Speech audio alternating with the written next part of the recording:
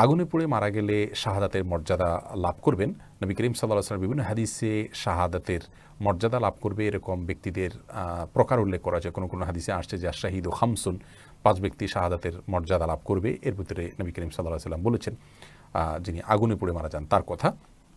তেমনিভাবে পানিতে ডুবে মারা যান, কোনো কিছু নিচে চাপা পড়ে মারা যান, এই ব্যক্তিকে নবী করিম সাল্লাল্লাহু আলাইহি ওয়াসাল্লাম শহীদের মর্যাদা পাবেন বলে বলেছেন। পেটের পীড়া মারা গেছেন তাদের জন্য বলেছেন। আবু দাউদের একটা হাদিসে আসছে ওয়াসাহিবুল হারিকি শহীদ, যে ব্যক্তি আগুনে পুড়ে মারা গেলেন তিনি শহীদ হবেন, অর্থাৎ শহীদের মর্যাদা পাবেন। তবে এই শহীদ আল্লাহর রাস্তায় নিজের জীবন বিলিয়ে যিনি শহীদ হয়েছেন আল্লাহর দ্বীনকে বুলন্দ করবার জন্য, তার সমপর্যায়ের শহীদ হবেন না। তিনি হবেন শহীদে হাকিকি বা প্রকৃত অর্থে এবং সার্বিক বিচারে শহীদ। আর এভাবে যারা মৃত্যুবরণ করেন তারা হলেন হুকমান শহীদ, অর্থাৎ বিধানগতভাবে তাদেরকে শহীদ বলা হবে।